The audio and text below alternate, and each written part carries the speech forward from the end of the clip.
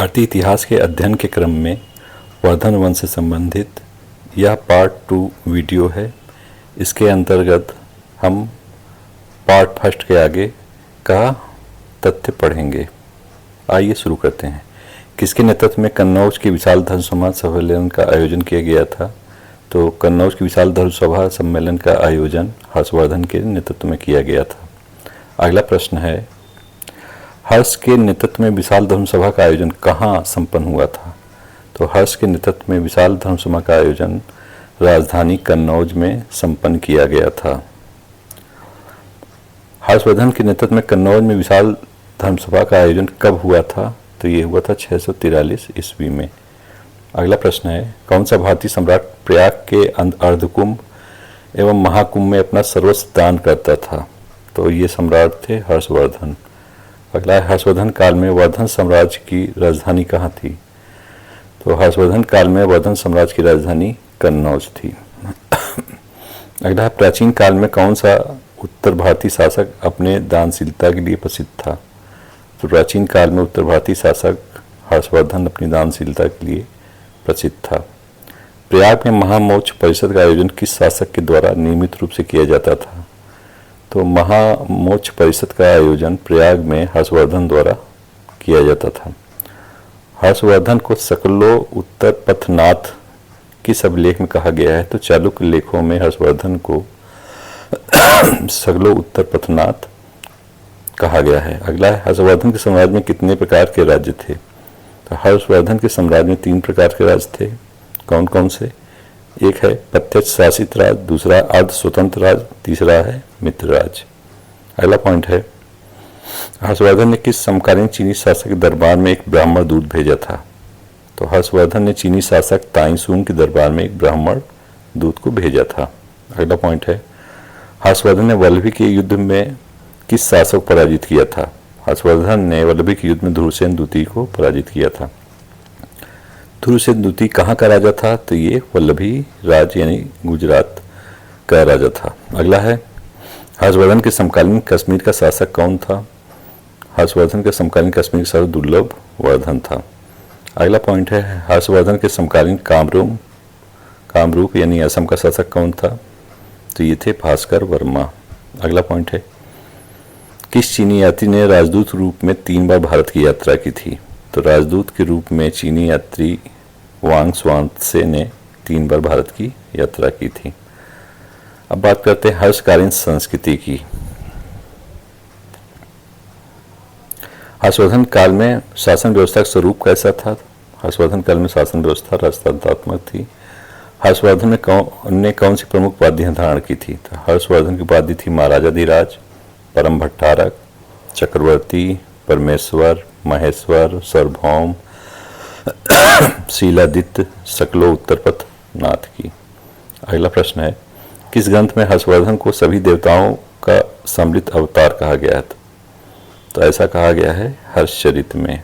अगला पॉइंट है, जयस्कंधारवार शब्द से क्या तात्पर्य है? जयस्कंधारवार सबसे तात्पर्य है अस्थायी सैनिक शिविर। जयस्कंधारवार का तात्पर्य है अस्थायी सैनिक शिविर। अगला है, सर्वप्रथम हर्षवर्धन से बाणभट्ट की भेंट किस स्थान पर हुई थी? सर्वप्रथम हर्षवर्धन से बाणभट्ट की भेंट अचिरावती नदी के तट पर स्थित मणितारा में हुई थी। अगला प्रश्न देखते हैं, यहाँ दिया हुआ है हर्षकालीन सामंतों के प्रकार। जो हर्षकालीन सामंत थे उनके प्रकार क्या क्या थे?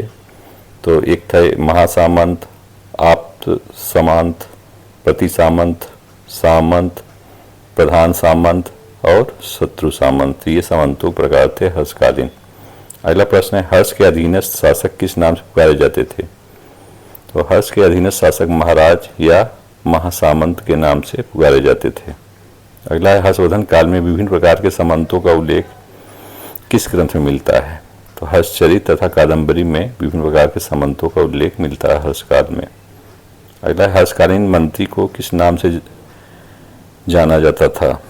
तो हर्षकालीन जो मंत्री थे सचिव अथवा अमात्य के नाम से संबोधित किए जाते थे। अगला, हर्षकालीन प्रधान सचिव व मंत्री कौन था? तो प्रधान सचिव या मंत्री भंडी थे। यहाँ दिया हुआ हर्षवर्धन के मुख्य केंद्रीय पदाधिकारी, हर्षवर्धन के पदाधिकारी कौन कौन थे। भंडी हर्षवर्धन के प्रधान सचिव थे। राज्यवर्धन की मृत्यु उपरांत उत्तराधिकारी के प्रश्न को तय करने के लिए भंडी ने मंत्रिपरिषद की बैठक बुलाई थी। ये भंडी संबंधित तथ्य है।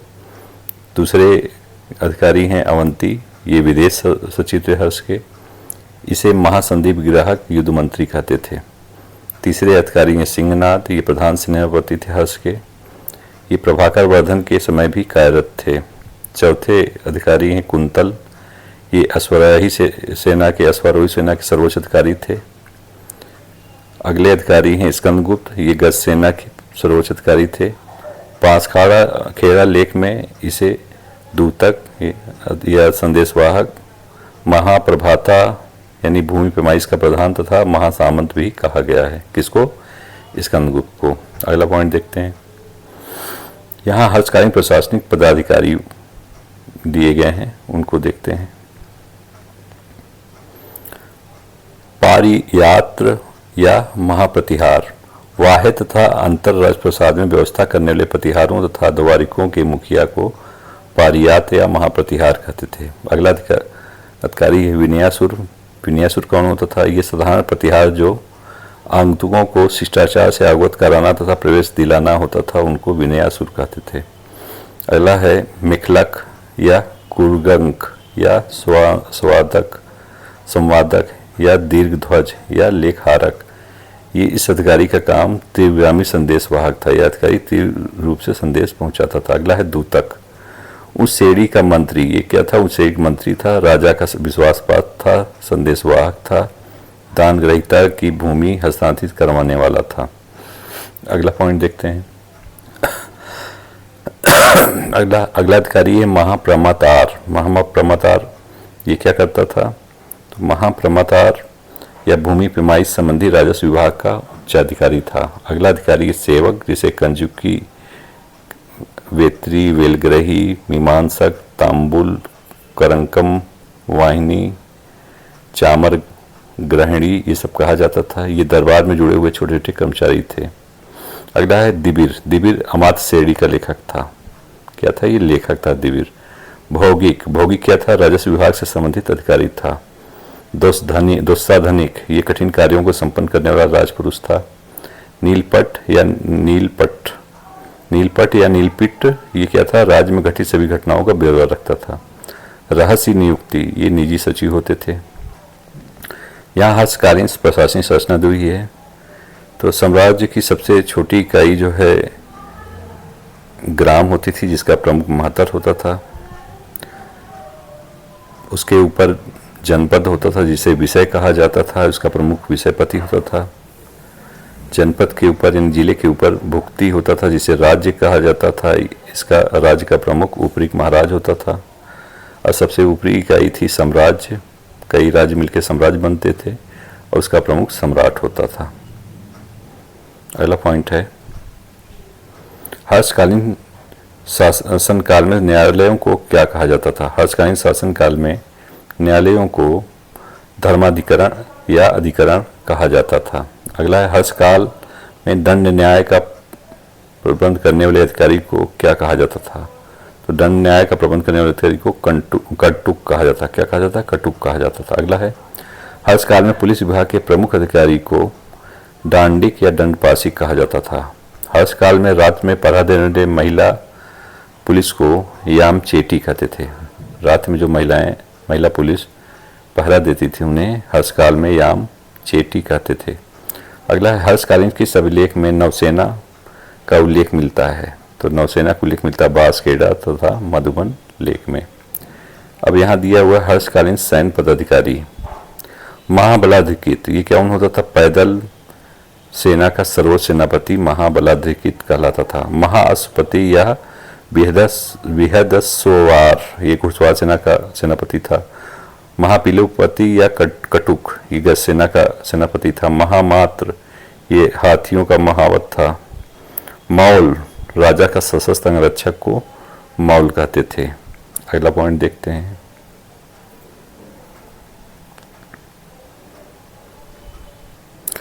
रणभंडागाराधिकरण, रणभंडागाराधिकरण ये सैन्य सामग्री का प्रबंध विभाग था, इसका उल्लेख बसाण मुद्रा लेख में है। अगला है क्रमेलक कुलह, ये ऊंट सेना थी और इसका उल्लेख बाणभट्ट द्वारा किया गया है। अगला है स्थानपाल, स्थानपाल घोड़ों के अस्तबल का अधिकारी था। पाटिपति ये बैरकों का निरीक्षक था। इब्भ भिस्कवर ये हाथियों के रोगों का चिकित्सक था। हर्षकालीन प्रमुख टैक्स जो कर थे उसके बारे में आइए देखते हैं। भाग अर्थात भू राजस्व, ये उपज का 1/6 भाग था हर्षकाल में। हिरण, हिरण व्यापारी लिया जाने वाला नगद कर था। बलि, बलि क्या था हर्षकाल में? धार्मिक कर था। भाग भोग ये क्या था? भू राजस्व, दैनिक फल फूल सब्जी आदि का कर भाग भोग कहलाता था। तुल्य में, तौल माप के अनुसार वस्तुओं पर कर तुल्य में कहलाता था। अगला पॉइंट है हर्षकाल में ब्राह्मणों कामा कोर धार्मिक कामा सामाजिक शैक्षणिक कार्यों हेतु करमुक्त भूमि अनुदान दी जाती थी। क्या कहा जाता था? तो जो ब्राह्मणों को करमुक्त भूमि दान में दी जाती थी, किस लिए? धार्मिक कार्य के लिए, सामाजिक के लिए, शैक्षणिक के लिए, उसको ब्रह्मदेय और अग्रहार कहा जाता था। अगला, किस शासक ने सर्वप्रथम पदाधिकारियों को शासन पत्र अर्थात सनद द्वारा भूमि देने की प्रथा चलाई थी? तो ऐसा किया था हर्षवर्धन ने। अगला है हर्षचरित्र में बाणभट्ट ने किस सिंचाई यंत्र का उल्लेख किया है? हर्षचरित्र में बाणभट्ट ने तुला यंत्र अर्थात जल पंप का उल्लेख किया है। अगला है हर्षकाल में वेनसांग ने किस सिंचाई यंत्र का उल्लेख किया है? हर्षकाल में वेनसांग ने घंटी यंत्र और उद्घटीय यानी राहट का उल्लेख किया है। अगला, हर्षकाल के व्यापारिक श्रेणी के मुखिया को महंतक या माहर कहा जाता था। अगला पॉइंट है हर्षकाल में चुंगी वसूलने वाले अधिकारी को सोलकीक कहते थे। क्या कहते थे? सोलकीक कहते थे।